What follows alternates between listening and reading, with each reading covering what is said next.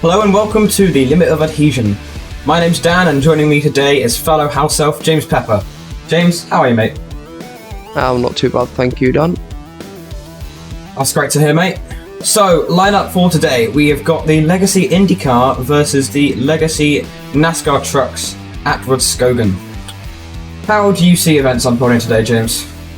Well, if it's anything to go by from the last race at the oval track, it's going to be carnage again. As to be expected. They've switched around the cars, so the trucks are now in the Indy. And I think that's going to make for some interesting moves. Exactly, yeah. I've heard from a few of my friends who were the unfortunate ones to be driving in the trucks here that it's so hard to get the power down and you're just spinning at nearly every corner. Yeah, there's not a right lot of grip. However, when you get it, it gives you quite a nice advantage. Yeah, the IndyCar really is at an advantage here for the people driving it, much easier. Yeah, the trucks, you can tell they're made for the ovals. Anyway, today, lined up on the grid, on pole we've got Stephen McCann, Dan Hill, Joe Barlow, Dan Shaw, Don Parker, Jake Weaver, Murren Hugavine, Ollie Ettridge, Gavin Kelly and Evan to round out the IndyCar. And then we've got Sean Clark, Rich Meesters, James Pepper, Chris White, Mark Seth, Dan O'Hammond, Mark Innes, Nika Martel, Stephen Maxwell, Michael Messenger, and unfortunately I didn't quite catch the last name there, but they round out the trucks grid. So as the lights are red here, ready to go green, we will begin racing. I'm going to have a bonker start. And away we go. Stephen McCann makes it quite clean off the line, but Dan Hill's on his right. There's another car there trying to move up the inside. First few cars through turn one successfully, but Stephen McCann runs slightly wide there. He might have a slowdown right off the start. Joe Barlow there, trying to make a move around the inside as his opponent makes a mistake. Barron's up to P2 already. Just closes the door on Dan Hill there, going into turn 3. And up through the S's complex we go. Down to the trucks then. Seems like Sean Clark's already had an issue at the trucks, yeah. Yeah. Such a shame. Right, rejoin. That's congestion there going on as Merrin makes the move for P1 already. He's gone from, I think, P5 straight up to first already in about half a lap. Yeah, he's made quite a lot of gains there. Lock up there on the outside, for Stephen McCann, letting Dan Hill through. Seems like there's an IndyCar there getting caught up in the trucks, which is interesting. Joe Barlow has an issue, that's why. He's got a damaged car. The IndyCar transformed into a truck as James Pepper makes an unfortunate mistake into the hairpin and spins, nearly catching another truck. Mark Zeth then holding his brakes as he rejoins then. Yeah, doing well. Just behind Pepper. Stephen now, unfortunately, down to 4th. He's going very slow, seems like he's got an issue. To be honest though, the start of the race has gone better than I had anticipated. Yeah, not quite as much carnage as predicted. Person in 3rd, I think that might have been Joe Barlow, gets a bit of a slow launch and that puts him behind already. Quite a few slow starters then. I mean, none of these cars are designed for standing starts. Oh, that's a car getting flipped over by Joe Barlow though. I think that was Joe that time. Not sure who's in that silver car.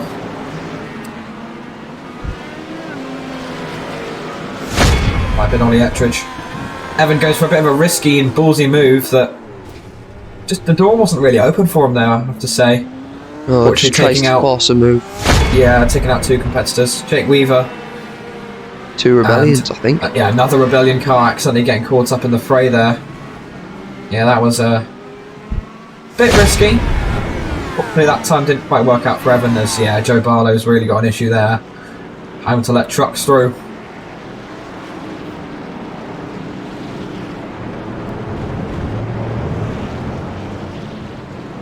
Seems like nailing the braking zone is the hardest thing as Dan Shaw takes a bit of a trip to meet Barry R there on the final corner. Must have just caught the grass or something. And yeah, there's Mark's F spin. There's been a few induced unforced errors made already, Yeah. and I think that's just down to the difficulty of both of these cars, to be honest, although the truck definitely being the most difficult. Yeah, I'm going to say, could that be the cold tyres and the lack of grip Yeah, definitely. early on? Might be a warm day here in Norway too. Could be a hot track. Yeah, could be.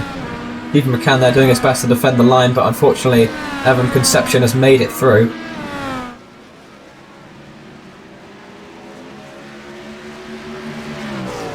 Even Maxwell, however, leading the trucks. He's done decently well to get there.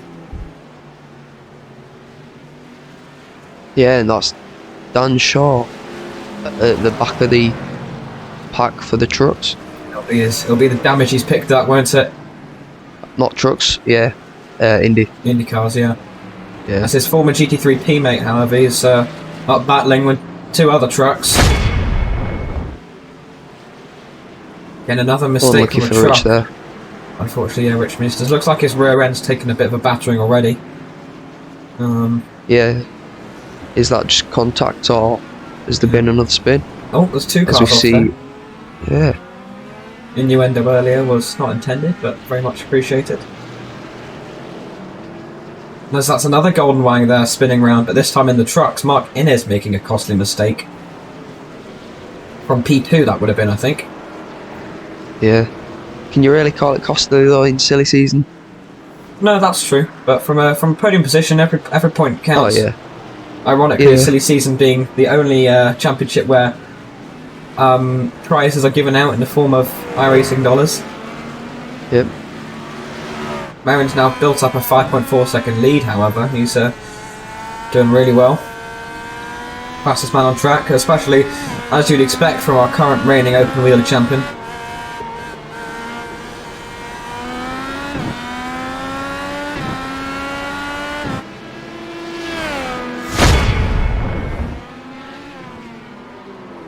Oh, Dom that's unlucky Parker for Dom. spinning. Yeah, he seems to be consistent in running monster liveried cars. I wonder if they're his own or just a favourite drink of his. Yeah. It's As we see Pepper unfortunately. around again. It's very unfortunate. Looks like his front end is really mashed up. Gonna need to take another trip to the pits. There's the two monster cars now going around 531. I think it's only one free pit stop or fast repair this time around. Not sure. That was something we weren't told, but could well be. Although I remember from previous testing in Indy cars myself, if you do really break the car, you can't even get repaired with fast repairs, and who was that? McCann going round, I think. That was Stephen McCann getting caught out. An easy free position for Don Parker. Now he doesn't have to worry about making the move. Wally Walker now up to P10. This guy's fast in everything, unfortunately for his competitors. A couple Indy cars there having to make it difficult. Oh, that was Merrin making a mistake. And Gavin Kelly is through to the lead now. Can Merrin catch his slipstream here and mount another attack onto the back of Jules? We'll have to wait We and saw see. Jules in a fight with, was it Maxwell last time? No, Ettridge. Found him in a battle with In the Ettridge truck. at the end. Exactly, Third. yeah, in the trucks. But I seem to remember... Oh, there's James Pepper's spin. Very unfortunate. Yeah. Just wheel spin at the rear. So difficult to get the power down. There, yeah, Stephen Maxwell fortunately turning in on a truck as he tried to get past him. And is this what causes? I think that might be the earlier spin. Either way, his Yeah, the tyres front are, end. his tyres That's are what. no longer toasty. They're lava right now. Yeah. Oh, and there's Merritt's mistake. That's Merry making the move. That's big. Mistake.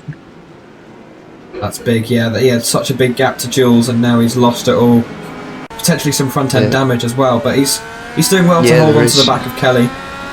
Yeah, you can just see on that front left of the wing. There's some damage there. Seems like Stephen Maxwell's has an issue as he's now down in third with Michael Messenger back up to the top positions. But Walker right on his tail as there was an IndyCar tried to go around the outside, and that's Don Parker, and he's made it stick. Once again showing how much grip they have compared to the trucks. It's crazy. Yeah, it's mad. That IndyCar of Don Parker's must really have been on the limit of adhesion. Yeah. It's Merrin now down to third as Evan Conception, the silly season merchant, up into second. Not sure how, but Evan's always up there in silly season. Always, no matter the car, no matter the track, through every always battling for podiums. Exactly, through every single unexpected condition that sets him back, he manages to make it up. As Merrin's now in the pits, his lead demolished over the rest of the field. Pepper really struggling with this car. Ooh, is he forcing Dan Shaw to go around him there?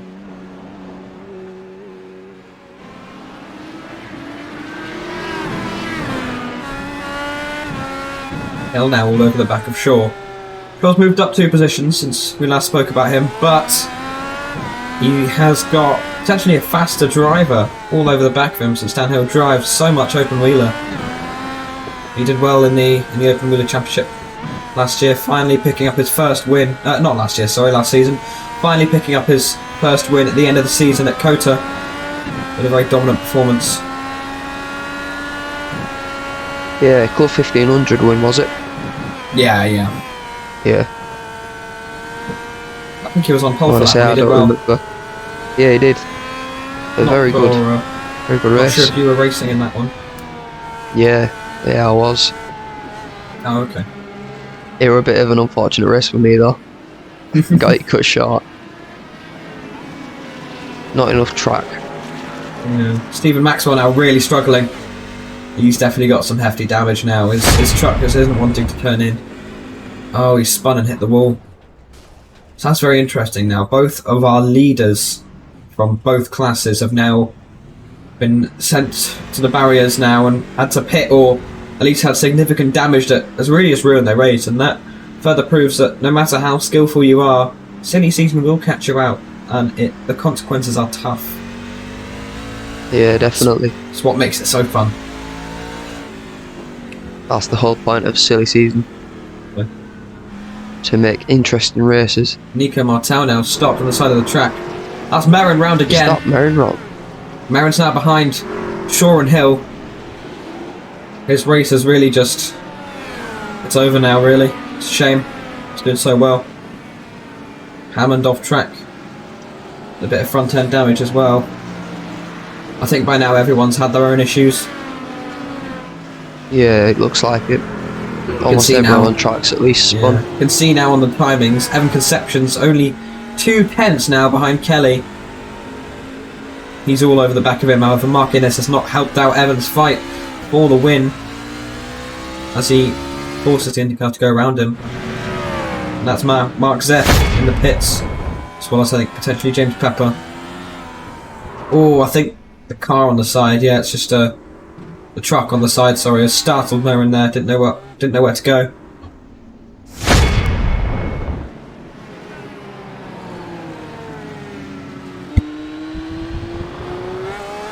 Downhill now, I think, scaring Dan Shaw a bit, putting the pressure on. Closing quite quickly as well. Yeah, it's interesting, the braking distances, but Dan Hill's made a mistake on the exit of the corner. Doesn't seem like it's affected his delta too much, but both drivers appear to be struggling right now. I think they've both got some damage as well. Quite possibly, yeah. Yeah. It's a bit of an odd setup as well that they're running. Don't think it was quite the most stable. Well, they seem to be sticking with it quite well. Yeah, I think it's a road setup, or at least one designed for another track. Like I think it was medium or high downforce. But yeah, either way, it's got its own quirks that do affect. I seem to remember these cars being quite understeery despite their crazy amount of downforce around the slow corners. Yeah, definitely.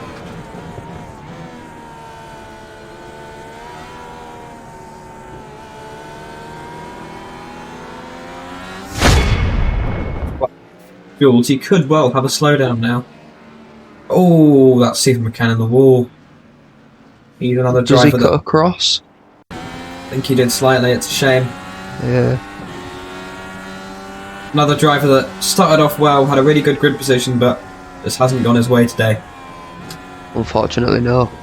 Surprised Jules doesn't have a slowdown here. He ran wide at turn 2. From my experience, that would normally be a slowdown, but thankfully that truck gets out of the way, and it would appear he's still holding on to his gap as Dan Hill makes a move at the final corner. And Shaw can now still keep a hold of that toe and make a move eventually, but doesn't seem like it. Go on either side of Pepper then. Yeah, Pepper got sandwiched. Ooh! That in and out car nearly taking out Dan Hill. Would have been ideal for sure. Now as we watch a fellow Golden Wang, seems to be doing fairly well despite that obvious damage to the rear of his car. Yeah, he's managing to hold it quite well, his mark. I mean, I'm not got experience of driving these trucks, but the way he's having to drive it around corners and the other drivers driving it just seems like it's a casual dawdle around the track, really, because these trucks just aren't built for corners, really. No. Well, they're built for corners, but they're just going... The left ones. Yeah. Inception trying to move down the outside, but can't quite find the space. Now into the hairpin. Inception chooses not to send it, but Jules does make a lock up under pressure. This could be very useful for Evan now to get past. Why am my Indycar bouncing mid-corner? Sure, complaining over the radio. If my wheel's just chucking along, it's really weird. Claims like he's complaining about the setup. understeer of the car as Ettridge puts him in his place and Good. tells him what's wrong. It just doesn't feel like it's local for anyone else, I don't know. But alright then, fair enough. I think Shaw sometimes forgets that videos get made of these. Yeah, and it's a shame that he's been caught out there with his ranting at the setup. Whoever Marin made again it making right further contact. Yeah. Oh, Ollie so Walker lucky. getting punted off the track. I think that might be partly due to Marin's agenda against esports. But I'm sure it was an accident. Fortunately now that means Walker has lost a bit of a gap to Messenger, but he does however maintain his P2 still. Not sure on the gap currently. Yeah, I think Shaw's main issue was just that he's used to cars with more rotation, and despite the downforce of these cars, as I've already said, it can be really quite hard to get them to turn in at some corners. Yeah. So far, there's only Pepper and Zeph that are out. However, McCann and Rich Meisters are both sat in the pits. I wonder if they've got an issue. They might.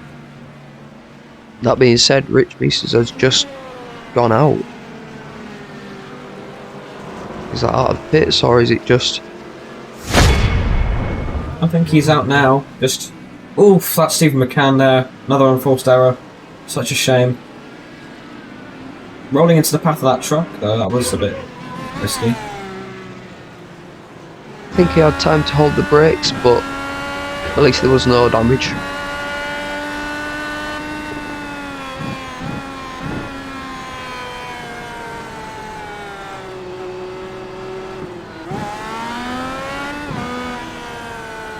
Yeah, it would seem that, well, now downhill has already built up a 1.3 second gap to Dan Shaw now.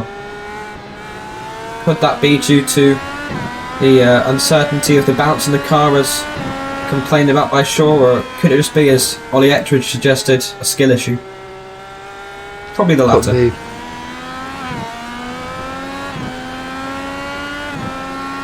Don Parker now, though, doing well up in P3. Similar form to his previous silly season race in the truck at the USA International Speedway. Yeah, he seemed to be consistent throughout the two races. Apart from... Can he hold it though? No. Or will he make Based off of an the error that he would regret? based off the interval delta, though, it would seem that apart from the trucks around Dom, he's having quite a lonely race. It's just him versus himself. Yeah, Hopefully he's his worst enemy. Hopefully he can get his head down and catch up to Jules, though, who may soon be in a battle with Evan. I just realised now, sorry, Evan had taken the lead. That's Merrin round once more. He's really struggling. And that'll be another trip to the pits then. Yeah, that's On Merrin. proper nose damage. He's off track. And Gavin's round! P2's round! This could be the perfect opportunity for Dom Parker to regain some time. But it doesn't seem like it was quite enough. He's 1.3 seconds behind now. If Dom's faster, that is huge. Shaw now's closed the gap somewhat to 0.8 seconds. No, it goes back up to 1 second. Watching a replay though, the pace at which these cars go around the track it's mad. There's Merrin just loses the rears. the just steps out on him. coveted #1 car. Could that be spinning round. linking? Oh, once again the rears slipping away. Could it's that just- be linking to what Dan Shaw was complaining about on the setup? Maybe, I think that was more to do with just understeer though and not wheel Yeah. spin, but these cars have got so much torque with not that much weight in the rear, to be honest, so wheel spin is bound to happen. Golden Wang on Golden Wang, and Shaw spins. Embarrassing. The Very same embarrassing, isn't corner as well. Yeah, in the same place as Jules, that's interesting, yeah. Right as he was about to overtake Mark Innes. Could that be the tyres wearing off? And as that corner just sort of gets the crest, Could be, could be. Everyone else seems to be holding on well though. yeah. Depends how badly worn the tyres are as well. Yeah. It's interesting, I wonder if Merrin has any bugbears with this track, because he's not having the best race right now, and unfortunately he just missed out on the win in the F3 series earlier this season as Churmalarin beat him, claiming the win, which massively aided Chur's championship run by not stopping at all. Managed the entire race without a single pit stop, which in open wheeler cars that is no mean feat. But Jules is heavily under pressure here to be cut away, Shame unfortunately. we have to cut away from that. Parker all over the back of him though. That mistake earlier must have allowed Dom to get into Jules' mind a bit. Oh, that's Joe Barlow round. Fortunate. I think Dan O'Hanlon and the Rebellion caught him as he's now on his roof. Roll bar doing its magic, preventing Joe's virtual head. Can Dom make a move then? He won't try one. But can he get the switch? Don't think he's quite able to with the in and out truck. Is that Dan Shaw round again? This is really not looks going like his it. way. Ollie Ettridge Once now again, the having same overtaken corner. him. I think It he's is just, very odd at that corner. he's just losing his focus a bit, I think, and putting his foot down too early. Yeah. Ollie Ettridge swerving quite into the pits, possibly. however. That is exactly what Dan Shaw needs in order to regain P5.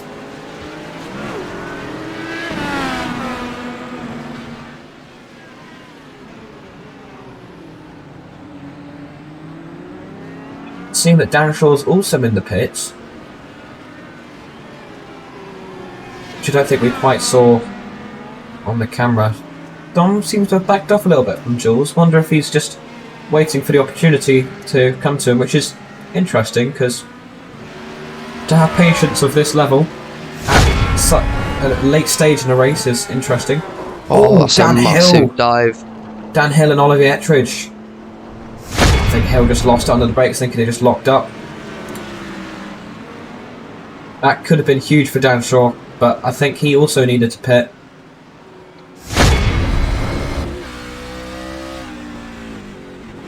Dano really struggling with the car. The car's rear tyres must have just spun up. Must have hit a bump in the road or something and just lost it, because that's really odd the way it just lost grip like that. Yeah, the car just seemed to get away from him completely there. Odd.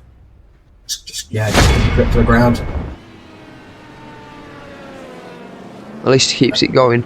Yeah, with a but few not for engine long. problems, it He's looks got like. a busted engine, that won't last long. No, it'll only sort of get him back to pits then. Ooh, Mark Innes being squeezed a bit by Jules. And Ollie Ettridge rejoins the track, but crucially behind Dan Shaw. So, with an 11-second gap, I don't think Shaw will be finishing much higher than P5 right now, unless he makes yet another mistake. And once again, another lockup from Jules. What was that? Oh no! Dan Shaw on 2 wheels. Those mistakes I was talking about, they've all gone wrong. I don't know what quite has happened there. I'm not sure what, but something is quite wrong with my car. He informs the race leader that something is definitely wrong. After he managed to find himself driving on 2 wheels there. Do you not have a V-call or something?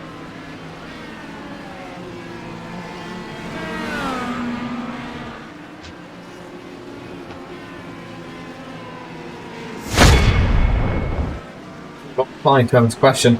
Oh god, yeah, that's a big could one. be the damage. Could be the damage there for Dan Shaw. Most definitely. Yeah. A car driving in a straight line, yet the car physically being horizontal, that's really not what you want. So he carries virtually no exit speed, he's all over the place. Doesn't quite know what to do. That's brilliant. Really managing to get himself high up there on 2 wheels. And manages to not flip it. I don't know quite how he's kept going, but he's certainly going to have Ollie Ettridge on his tail if the race isn't over for him already. Oh, he's crashed.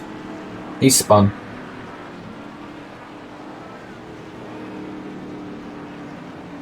Car really slipping away from him. Is he going to pull into the pits? Yeah, yes he is. Yep. I think that might be race over. It's possibly the final lap for him as well. Ollie Ettridge doesn't quite know where to go. So he must have had some damage too, but... Oh, there's contact made there. There's contact in the pits. Contact in the pits. That was really interesting actually. I'm not quite sure what happened there, but Shaw just didn't quite know what to do with himself.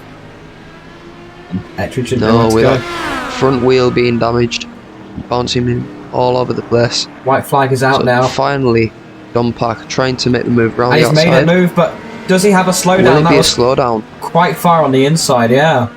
Yeah. Did he keep enough tyre on the other side of the track? Shaw yet again getting on the radio and complaining.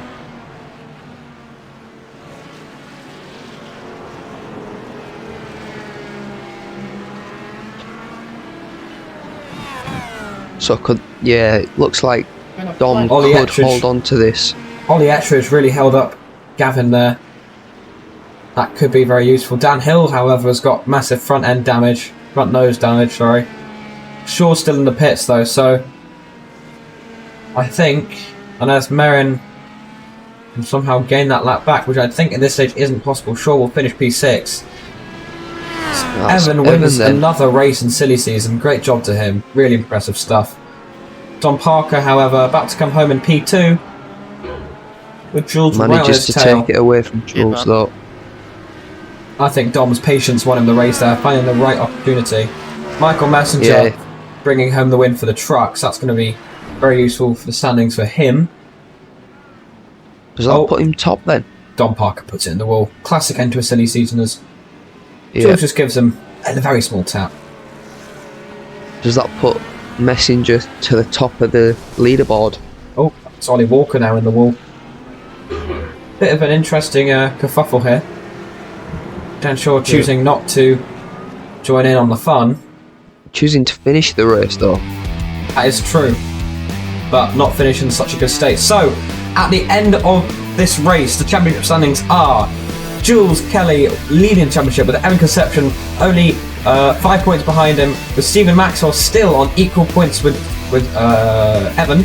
Don Parker only 4 points behind, Michael Messenger only 1 point behind, Mark Innes in P6, Ollie Ettridge in P7, Oliver Walker in P8 on 56 points, Nico Martel on 55, Dano Hammond in P10, with Benjamin Hugerine in P11, Chris White, Dan Shaw, Mark Zeff, Jake Weaver, Dan Hill, Joe Barlow, James Pepper, Joe Malarin and Rich Mises completing the second half of the top 20. So James, how did you find that race? Yeah, the race was not as much carnage as I thought there would have been. However, throughout the race, there were quite a few spins, lack of tyre grip, and it turned out to be some fun racing, especially at the end there with Jules Indeed. and Dom. Yeah, it's Not the first time we've seen Jules having a last lap battle. No, it's always good to see them watching them battle. However, if you are not currently in the Discord, make sure to join that, subscribe to the YouTube channel, check out Limited Edition on Facebook, and check out our website to keep up to date on all the racing news